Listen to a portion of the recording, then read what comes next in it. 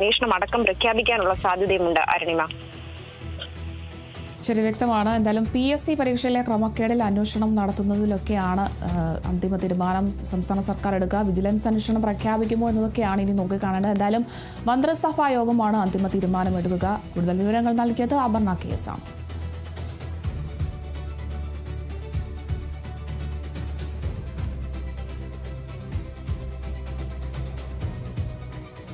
കൊച്ചിയിലെ medical coding സ്ഥാപനമായ കോറോ ഹെൽത്തിൽ നിന്നും പിരിച്ചുവിടപ്പെട്ട ജീവനക്കാർ ഇന്നും ഓഫീസിലെത്തും. ജീവനക്കാരെ ഓഫീസിൽ പ്രവേശിപ്പിക്കണമെന്ന് ഇന്നലെ ലേബർ കമ്മീഷണറുടെ നേതൃത്വത്തിൽ നടത്തിയ ചർച്ചയിൽ കമ്പനിക്ക് നിർദ്ദേശം നൽകിയിരുന്നു. പ്രശ്നത്തിൽ വെള്ളിയാഴ്ച തൊഴിൽ മന്ത്രിയുടെ അധ്യക്ഷതയിൽ കമ്പനി അധികൃതരുമായി ചർച്ച നടത്തും. വിവരങ്ങളുമായി അനുരഞ്ജന കൃഷ്ണയാണ് ചേരുന്നത്. അനുരഞ്ജന, എന്തായാലും ജീവനക്കാരെ ഓഫീസിൽ പ്രവേശിപ്പിക്കണമെന്നാണ് ഇന്നലെ ലേബർ കമ്മീഷണർ നേതൃത്വത്തിൽ നടത്തിയ ചർച്ചയിൽ കമ്പനിക്ക് നിർദ്ദേശം നൽകിയിട്ടുള്ളത്. എന്തായാലും വെള്ളിയാഴ്ച തൊഴിൽ മന്ത്രിയുടെ അധ്യക്ഷതയിൽ കമ്പനി അധികൃതരുമായി ചർച്ച നടത്താനാണ് തീരുമാനിച്ചിരിക്കുന്നത്. ഇതിലൊരു ശാശ്വത പരിഹാരം കണ്ടെത്താൻ കഴിയുമോ? വിശദാംശങ്ങൾ എങ്ങനെയാണ്? അരുണിമ, ഇന്നു മുതൽ ജീവനക്കാർക്ക് ഓഫീസിൽ പ്രവേശിക്കാമെന്നാണ് ഇന്നലെ ലേബർ കമ്മീഷണറുടെ നേതൃത്വത്തിൽ നടന്ന യോഗത്തിൽ എടുത്ത തീരുമാനം. ലേബർ കമ്മീഷണറും ജീവനക്കാരുമായി ഇന്നലെ നടന്ന യോഗത്തിൽ ഇന്നു മുതൽ 10-ാം തീയതി വരെ, വെള്ളിയാഴ്ച വരെ ജീവനക്കാർക്ക് ഓഫീസിൽ പ്രവേശിക്കാം. എന്നാൽ ജോലി ചെയ്യാനുള്ള ഒരു സാഹചര്യമൊന്നും കമ്പനിയുടെ നേതൃത്വത്തിൽ ജീവനക്കാർക്ക് ഉണ്ടാകുമെന്ന് തോന്നുന്നില്ല. അതുകൊണ്ട് തന്നെ ജീവനക്കാർക്ക് ഓഫീസിൽ പ്രവേശിക്കാം. മാത്രമല്ല അവർക്ക് ഡൈനിങ്, വാഷ്റൂം തുടങ്ങിയ സൗകര്യങ്ങളൊക്കെ തന്നെ ഉപയോഗിക്കാം എന്നുള്ളതാണ്. തൽസ്ഥിതി തുടരുമെന്ന വെള്ളിയാഴ്ച വരെ തൽസ്ഥിതി തുടരുമെന്നാണ് ഇന്നലെ ലേബർ കമ്മീഷണറുടെ നേതൃത്വത്തിൽ നടന്ന യോഗത്തിൽ എടുത്ത തീരുമാനം. അവരെ ജോലിയിൽ പ്രവേശിക്കാനുള്ള ഒരു സാഹചര്യമൊന്നും എന്തായാലും കമ്പനി ഒരുക്കുമെന്ന് നിലവിൽ തോന്നുന്നില്ല. 10-ാം തീയതി തൊഴിൽ മന്ത്രി ബിന്ദു കൃഷ്ണയുടെ നേതൃത്വത്തിൽ നടക്കുന്ന യോഗത്തിലായിരിക്കും ഇതിനൊരു അന്തിമ തീരുമാനം ഉണ്ടാവുക. എന്തായാലും വെള്ളിയാഴ്ചയാണ് ഇങ്ങനെ കമ്പനി ജീവനക്കാരെ പിരിച്ചുവിടാനുള്ള ഒരു നടപടി ഒരു സുപ്രഭാതത്തിൽ എടുക്കുന്നത്.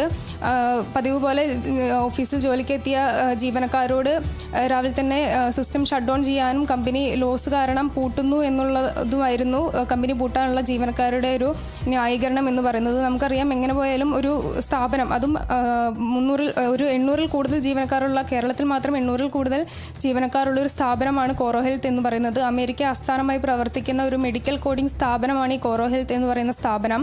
കോറോ ഹെൽത്തിന് കേരളത്തിൽ കൊച്ചിയിലും കോഴിക്കോടുമാണ് ബ്രാഞ്ചുകളുള്ളത്.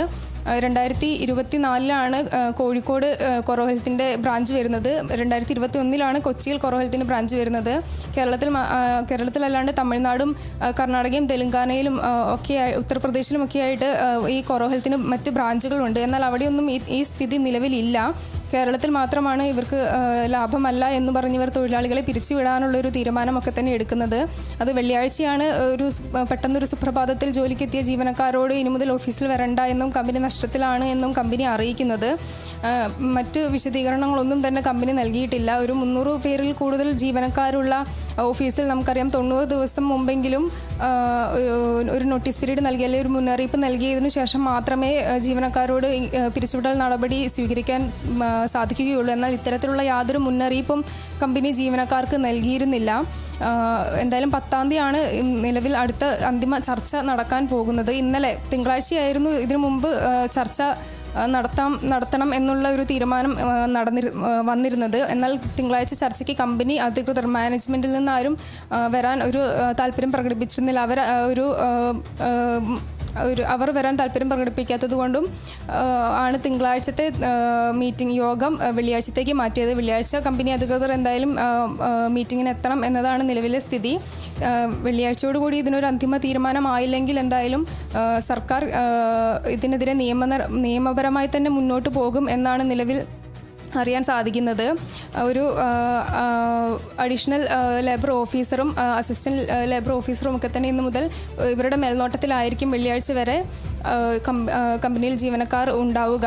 അതുമാത്രമല്ല, ഈ പിരിച്ചുവിടൽ നടപടിക്ക് ശേഷം ജീവനക്കാരുടെ അക്കൗണ്ടിലേക്ക് 2.5 മാസത്തെ ശമ്പളം കമ്പനി നൽകുകയും ഈ ശമ്പളം കൈപ്പറ്റുന്നതോടുകൂടി കമ്പനിയുടെ മേൽ ജീവനക്കാർക്ക് നിയമ നടപടി സ്വീകരിക്കാനുള്ള അവകാശം ഇനിയില്ല എന്നുമുള്ളൊരു വിശദീകരണം വിശദീകരണവും ഒക്കെ കമ്പനി നൽകിയിരുന്നു. തങ്ങൾ പുതിയ ലേബർ കോഡ് നിയമപ്രകാരമാണ് ഇത് നടത്തുന്നത് എന്നൊക്കെയായിരുന്നു കമ്പനിയുടെ വിശദീകരണം. എന്നാൽ പുതിയ ലേബർ കോഡ് നിയമ നടപടിയൊന്നും തന്നെ ഇതുവരെ സംസ്ഥാനത്ത് പ്രാബല്യത്തിൽ വന്നിട്ടില്ല. അതുകൊണ്ട് തന്നെ ഇത് നിയമവിരുദ്ധമായൊരു കാര്യമാണ് എന്ന് തന്നെയാണ് സർക്കാർ അറിയിക്കുന്നത്.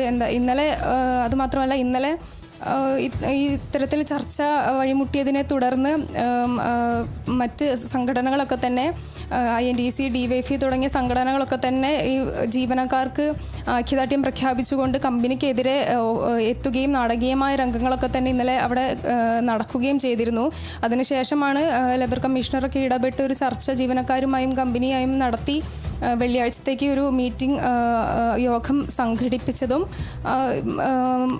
തൊഴിൽ മന്ത്രിയുടെ സാന്നിധ്യത്തിൽ ഒരു അന്തിമ തീരുമാനം എടുക്കണമെന്നുള്ള ചർച്ചയൊക്കെ തന്നെ ഇന്നലെ ആയതും ഇന്നു മുതൽ ജീവനക്കാർ ഓഫീസിൽ വരും എന്നുള്ളൊരു തീരുമാനത്തിലേക്കൊക്കെ തന്നെ എത്തിയത്. പക്ഷേ കമ്പനി ഒരു അനുനയ നീക്കത്തോടൊന്നും ഇതുവരെ മുന്നോട്ട് വന്നിട്ടില്ല എങ്കിലും വെള്ളിയാഴ്ച ഒരു അനുകൂലമായ നടപടി സ്വീകരിക്കുമെന്നാണ് നമുക്ക് കരുതാൻ സാധിക്കുന്നത്. ജീവനക്കാർ എന്തായാലും ഇന്നു മുതൽ ഓഫീസിലെത്തും. അതിനോടുള്ള കമ്പനിയുടെ നീക്കങ്ങൾ എങ്ങനെയാണ് എന്നതൊക്കെ വരും മണിക്കൂറുകളിൽ വേണം അറിയാനായിട്ട്. അരുണിമ. ചെറിയ വ്യക്തമാണ്. കൊച്ചിയിലെ മെഡിക്കൽ കോഡിംഗ് സ്ഥാപനമായ കൊറോ ഹെൽത്തിൽ നിന്നും ജീവനക്കാർ ഇന്നും ഓഫീസിലെത്തുമെന്നൊരു വിവരമാണ് ലഭിക്കുന്നത്. എന്തായാലും ജീവനക്കാരെ ഓഫീസിൽ പ്രവേശിപ്പിക്കണമെന്ന് ഇന്നലെ ലേബർ കമ്മീഷന്റെ നേതൃത്വത്തിൽ നടത്തിയ ചർച്ചയിലൊക്കെ കമ്പനിക്ക് നിർദ്ദേശം നൽകിയിട്ടുണ്ടായിരുന്നു. എന്തായാലും പ്രശ്നത്തിൽ ഒരു അന്തിമ തീരുമാനം വെള്ളിയാഴ്ച തൊഴിൽ മന്ത്രിയുടെ അധ്യക്ഷതയിൽ കമ്പനി അധികൃതരുമായി ചർച്ച നടത്താനാണ് എന്തായാലും തീരുമാനിച്ചിട്ടുള്ളത്. വിവരങ്ങൾ നൽകിയത് അനുരഞ്ജന കൃഷ്ണയാണ്.